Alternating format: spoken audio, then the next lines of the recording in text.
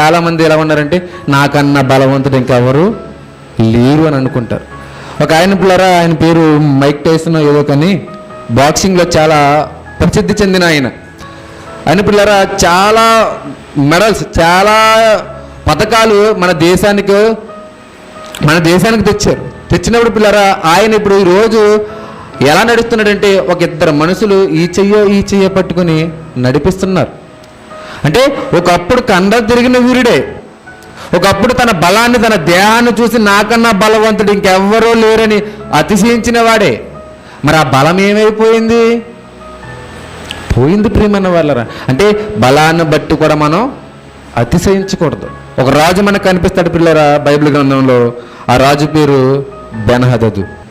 బెన్హదదు రాజు ఇశ్రాయేలు యొక్క ప్రజలను, సోమ్రోను పట్టణాన్ని ముట్టడి వేసి తనకున్నటువంటి రథాలను బట్టి, తనకున్నటువంటి గుర్రాలను బట్టి, తన దగ్గర ఉన్నటువంటి సేవకులను, రాజులను బట్టి గర్వంగా ఫీల్ అయ్యాడు. ఏమన్నాడంటే ఇశ్రాయేలు రాజు దగ్గరికి వచ్చి, ఇశ్రాయేలు రాజు నేను నీకు ఆజ్ఞాపిస్తున్నాను, నీకు ప్రకటిస్తున్నాను, ఏంటో తెలుసా, నీ బంగారం, నీ వెండి, నీ భార్య, నీకున్నటువంటి యావదాస్తి నాకు ఇచ్చే అంటున్నాడు. ఆ సందర్భం పిల్లరా రాజుల గ్రంథం మొదటి గ్రంథం 20వ అధ్యాయంలో ఉంటుంది. మొదటి నుంచి చివరి వరకు చదవండి. ఆ సందర్భం పిల్లరా బెన్హదదు రాజు ఎంత గర్వంగా ఉన్నాడంటే చాలా గర్వంగా ఫీల్ అవుతున్నాడు. ఎంత గర్వంగా ఫీల్ అవుతున్నాడంటే ఏ రాజ్యాన్ని అయినా నేను తునాతునకలుగా ఛేదించగలనని ఒక గొప్ప బలంతో విర్రవీగిపోతున్నాడు పిల్లరా. ఆయన ఏం చూసి విర్రవీగుతున్నాడు చెప్పండి? తనకున్నటువంటి రథాలను బట్టి, గుర్రాలను బట్టి, తనకున్నటువంటి రౌతులను బట్టి, తనకున్నటువంటి సైన్యాన్ని బట్టి అతిశయించాడు. మరి ఆ రాజు అహాబు రాజుకి ఈ సైన్యాలు ఏమీ లేవే. అహాబు రాజు దగ్గర సైన్యాలు లేవు కదా, సైన్యం తక్కువే ఉంది కదా. మరి ఆయన భయపడుతూ అంటాడు పిల్లరా ఆ మాటలో, రాజా నువ్వేదైతే ఆజ్ఞాపించావో ఆ ఆజ్ఞకు నేను కట్టుబడి ఉన్నాను అంటాడు పిల్లరా.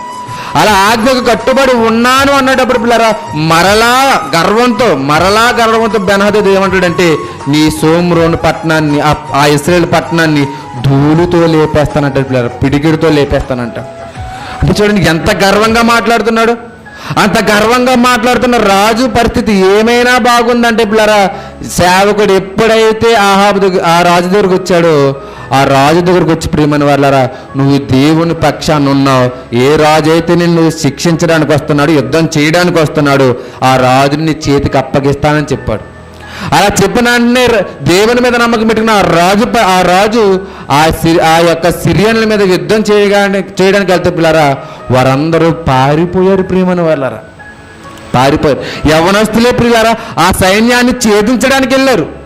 మరి గుర్రాలను బట్టి, రథాలను బట్టి, రౌతులను బట్టి, సేవకులను బట్టి, ఆ రాజులను బట్టి విర్రవీగిపోయిన రాజు ఆ రథాన్ని దిగి పారిపోయాడు ప్రియమైన వాళ్ళరా, పారిపోయాడు.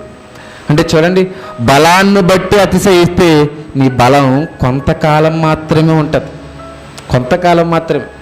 ఆ బలం నిన్ను ఎక్కడి దాకా నడిపిస్తుంది అంటే గర్వంలోనికి నడిపించి, ఆ గర్వం నిన్ను ఎక్కడి దాకా నడిపిస్తుంది అంటే నరకం వరకు నడిపిస్తుంది ప్రియమైన వాళ్ళారా, నడిపిస్తుంది. మరొక ఆయన చరిత్ర మనం చూడగలిగితే, ఇశ్రాయేలు జనాంగాన్ని గడగడలాడించిన ఫిలిస్తీన్లలో